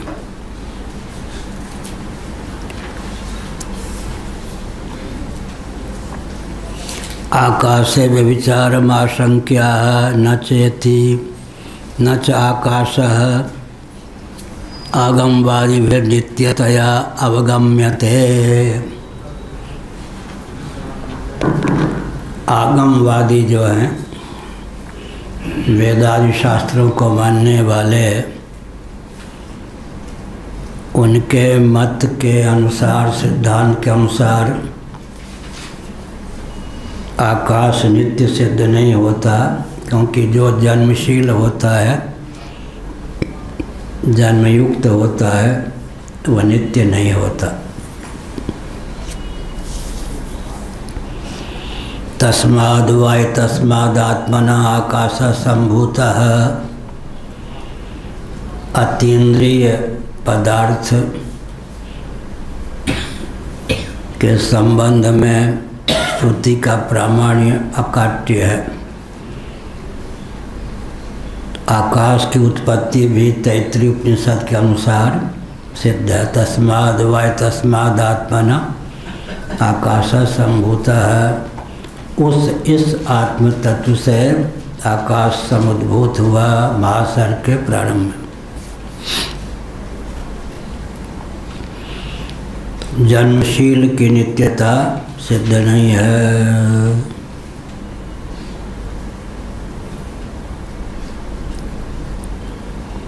यह कहा।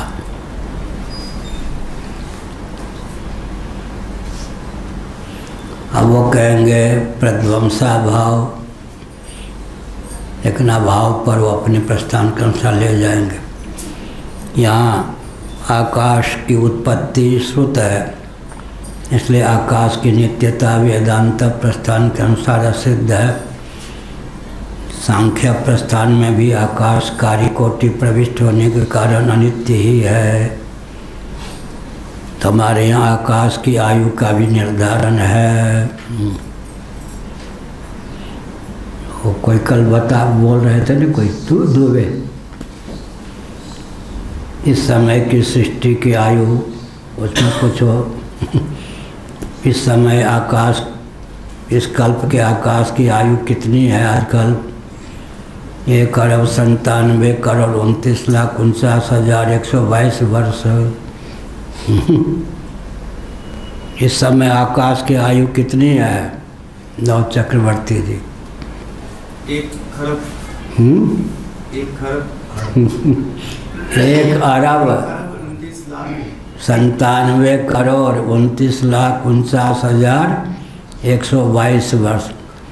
किसी सभा में बोलो तो कहेंगे कितना बड़ा ज्योतिषी है, कितना बड़ा वैज्ञानिक है। कल कोई बोल रहे थे, थोड़े गड़बड़ा गए थे। 1,97 करोड़, कोई दुबे बोल रहे थे उत्तर प्रदेश वाले। 1,97,49,122 वर्षों का आकाश है आजकल। क्योंकि वेदांत प्रस्थान में आकाश कार्य है, जो कार्य होता है वह अनित्य अवश्य होता है। आकाश की पूर्ण आयु कितनी होगी? 31 नील 10 खरब 40 अरब वर्ष। 31 नील 10 खरब 40 अरब वर्ष आकाश की आयु। इस समय आकाश कितना पुराना है? 1,97,29,49,122 वर्ष पुराना। वैज्ञानिक लोग भी सुनते होंगे कहीं न कहीं से, तो सोचते होंगे कि वैदिक वाङ्मय में कितना है। गीता के 8वें अध्याय के अनुसार गणित करके निकाला गया है। आकाशस्य नित्यत्वं चेत आत्मना आकाशः सम्भूतः इत्यादि श्रुति विरोधः स्यात्। अगर आकाश का नित्यत्व सिद्ध हो तब तो आत्मा से आकाश उत्पन्न हुआ, संभूत इत्यादि श्रुतियों का विरोध अवश्य हो। सूचयतुम आगमवादिभिः इत्युक्तम। इस तथ्य को सूचित इंगित करने की भावना से भगवान भाष्यकार ने आगमवादिभिः शब्द का प्रयोग किया। इससे क्या सिद्ध होता है? एक अक्षर भी न कम हो न अधिक। कम होगा तो अध्याहार करना पड़ेगा, अधिक होगा तो अपवाद करना होगा। न अध्याहार की आवश्यकता पड़े जहाँ तक बने, न अपवाद की आवश्यकता बने। इतनी शैली परिमार्जित हो, अव्याप्ति अतिव्याप्ति असंभव दोष से रहित हो, न अध्याहार करने की जरूरत पड़े न अपवाद करने की जरूरत पड़े। कहीं के अध्याहार करना पड़ता, कैसे? बहुश्याम प्रजायेया, लिंग वचन आदि के अनुसार एको हम का अध्याहार करना पड़ता है। बहुश्याम प्रजायेया ऐसा। तो वहाँ श्रुति है, भाष्यकारों का दायित्व होता है कि जहाँ अध्याहार की आवश्यकता हो अध्याहार कर लें।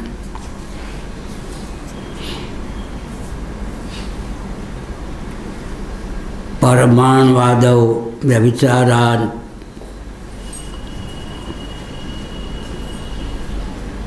मा शंक्या न चान्य इति न चान्यो दृष्टान्तोऽस्ति। एक सामान्यातिरिक्तया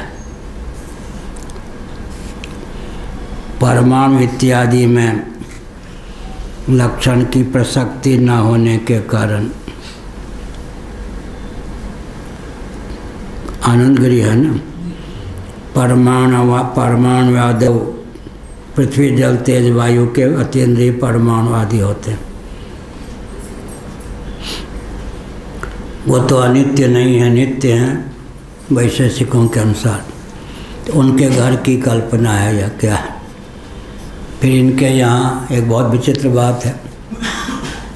वैशेषिकों के मत में, नैयायिकों के मत में आकाश से वायु की उत्पत्ति, वायु से अग्नि की उत्पत्ति, अग्नि से जल की उत्पत्ति, जल से पृथ्वी की उत्पत्ति कैसे सिद्ध होगी? आकाश तो नित्य है, विभु है, पृथ्वी जल तेज वायु के परमाणु नित्य हैं, तो पृथ्वी का लय जल में कैसे होगा? जल से पृथ्वी की उत्पत्ति कैसे होगी? जल का लय अग्नि में कैसे होगा? अग्नि से जल की उत्पत्ति कैसे होगी? अग्नि का लय वायु में कैसे होगा? वायु से अग्नि की उत्पत्ति कैसे होगी? वायु का लय आकाश में कैसे होगा? आकाश से वायु की उत्पत्ति कैसे होगी? तो बस बुद्धि सूक्ष्म करने में इनके प्रस्थान का उपयोग है, टिकता तो कहीं नहीं।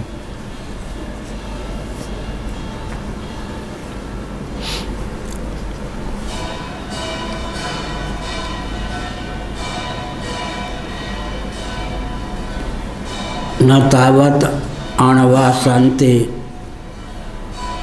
त्रणुकेतरसत्वे मानाभावात् दिशश्च आकाशे अंतर्भवन्ति कालस्तु सर्वे निवेशा जग्गिरे इत्यादि श्रुतेः उत्पत्तिमान मनोपि अन्नमयं श्रुति से प्रसिद्धम अतो न क्वचित व्यभिचार इति भावः। अब पूरी खबर ले ली किसकी? वैशेषिक प्रस्थान की और अपने प्रस्थान की पूर्ण रूप से प्रशंसा। न तावत अणवा सन्ति तसु त्रणुकेतरसत्वे मानाभावत्। उनके यहाँ जो अणु हैं वो हैं ही नहीं, पृथ्वी जल तेज वायु के। अणु माने अणु परिमाण परिमित अणु जो होते हैं, परमाणु भी जो होते हैं अणु परिमाण परिमित ही होते हैं। गणुक भी अणु परिमाण परिमित ही होते हैं। त्रस रेणु से जाकर दृश्यत्व की प्रसक्ति उनके यहाँ होती है, झरोखे से जो आती है रश्मि इत्यादि को लेकर। न तावत अणवा सन्ति त्रणुकेतरसत्वे मानाभावात्। त्रणुकेतर, त्रणुक के अतिरिक्त द्वाणुकार परमाणु के अस्तित्व में कोई मान नहीं, प्रमाण नहीं, अभिप्राय। दिशाश्च आकाशे अंतर्भवन्ति। दिशा का अंतर्भाव आकाश में हो जाता है।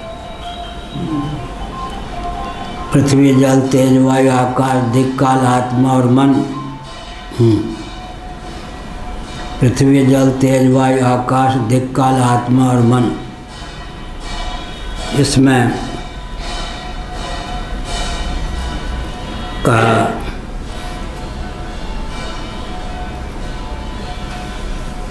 दिशा का अंतर्भाव आकाश में हो जाता है। दिशा पूर्व पश्चिम उत्तर दक्षिण आकाश के अतिरिक्त दिक् तत्व क्या होगा, इस पर विचार करने की आवश्यकता है। यह अभिप्राय हुआ।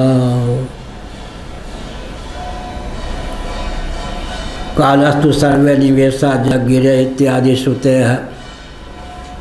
जब दिक् का अंतर्भाव आकाश में हो गया और आकाश की उत्पत्ति का वर्णन हो गया तो आकाश का की नश्वरता सिद्ध हो ही गई।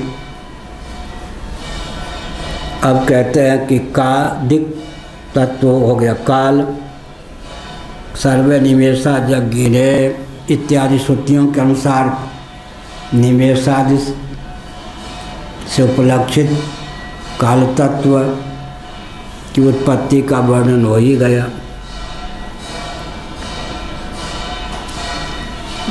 कालश्च हेतुश्च, भागवत माया भगवान जो हैं काल भी हैं और हेतु भी हैं। कालश्च हेतुश्च, निमित्त कारण भी हैं, उपादान कारण भी हैं। काल की भी उत्पत्ति होती है, माने निवेशादि काल की उत्पत्ति हो गई तो काल की उत्पत्ति मानी चाहिए। निवेशादि की उत्पत्ति काल की उत्पत्ति का ही द्योतक। मनोपि अन्नमयम श्रुति प्रसिद्धम अतो न क्वचित व्यभिचार। अब मन रह गया तो छांदोग्य श्रुति में कहा गया कि हे सौम्य, अन्नमय है मन, आपोमय है प्राण, तेजोमयी है वाक। जल पीने से क्या होता है? प्राण पुष्ट होता है। प्राण का पोषण जल पीने से होता है। जल पर्याप्त पीना चाहिए, नहीं तो प्राण शक्ति दुर्बल हो जाएगी। अन्न पाने से मन का पोषण होता है, और अगर मिल जाए तो दूध घी आदि का सेवन करने पर क्या होता है? वाक शक्ति परिपुष्ट रहती है। तेजोमयी वाक, तेजस तेजोमयी। सुवर्ण भस्म भी हम लोग नहीं पाते सामान्य ढंग से, लेकिन तेजोमयी वाक, तेजोमयी तेजस वाक जो है, घी दूध इत्यादि सेवन करने वालों के वाक परिपुष्ट रहती है। अन्न पाने से मन परिपुष्ट रहता है, पानी पीने से प्राण परिपुष्ट रहता है। पानी पीने में संकोच नहीं करना चाहिए। 4 लीटर लगभग पानी नित्य शरीर में जाना चाहिए। डॉक्टर ने मना किया हो तो फिर डॉक्टर की बात माननी चाहिए।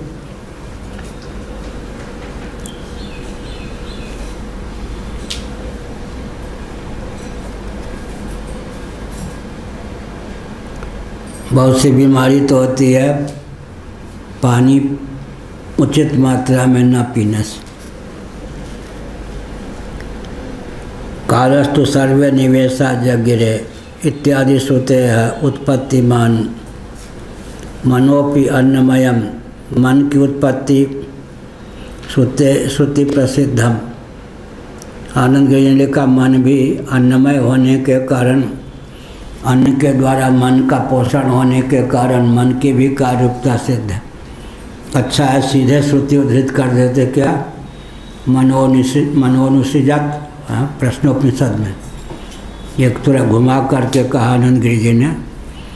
छांदोग्य अनुसार कहा अन्न पाने से मन पुष्ट होता है, लेकिन प्रश्नोपनिषद में सीधे मन की उत्पत्ति का वर्णन है। उसने मन को असृजत उत्पन्न किया। यहाँ प्रकारांतर से मन की अन्नमयता, तो अन्न की कार्य रूपता सिद्ध हो गई, तो मन की भी कार्य रूपता। साक्षात का अगर मन को कार्य कहना हो तो प्रश्नोपनिषद में उसने मन को रचा। श्रुति प्रसिद्धम अतो न क्वचित व्यभिचारा, इसलिए कहीं भी व्यभिचार नहीं है। व्यभिचार का अर्थ हुआ स्खलन नहीं है। यस्मिन् विक्रियमाणे तदेव वेदमिति बुद्धिर्न विहन्यते तदपि नित्यमिति न्यायेन परिणामवादी शंकते। अब परिणामवादी कहते हैं विक्रियमाण, यस्मिन् विक्रियमाणे तदेवेति, जिसके विक्रिया से विकार से प्रतिभिज्ञा बनी रहे कि यह वही है। जैसे दूध की विक्रिया से दही बन जाए, मिट्टी की विक्रिया से घट बन जाए, इस प्रकार जिसकी विक्रिया से प्रतिभिज्ञा बनी रहे तदेव इदम, वही यह है। इस प्रकार की बुद्धि विलुप्त नहीं होती। तदपि नित्यम इति न्यायेन, वह भी नित्य समझने योग्य है। इस न्याय से परिणामवादी शंका करते हैं विक्रियमाणम इति। तत्प्रत्ययः तदेवेदम इति प्रत्यय। तत्प्रत्यय का अर्थ या वही, इस प्रकार का प्रत्यय, वह यही। विक्रियां वदता द्रव्य से अवयवान् यथात्वं वाच्यं तदेव स्यात् तस्या नित्यत्वम् अत्यंता भावस्य अप्रामाणिकत्वेन दुर्वचत्वात् इति परिहरति न द्रव्यस्य इति। यह कहा न द्रव्यस्य अवयवान् यथात्व व्यतिरेकेण विक्रियानुपत्तेः। जब तक द्रव्य का अन्यथात्व न प्राप्त हो, अन्य रूप से परिणाम न प्राप्त हो, तब तक परिणाम की विक्रिया की प्राप्ति नहीं होती। कहाँ गया? विक्रियां वदता द्रव्यस्य अवयवान् यथात्वं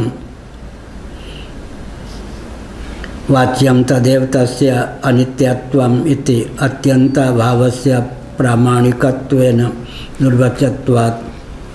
अत्यंताभाव का प्रामाणिकत्व बहुत ही कठिन है सिद्ध करना, इसलिए कहा न द्रव्यस्य इति। ओम पूर्णमदः पूर्णमिदं पूर्णात् पूर्णमुदच्यते पूर्णस्य पूर्णमादाय पूर्णमेवावशिष्यते। ओम शांति शांति शांति। श्रीमद् जगद्गुरु शंकराचार्य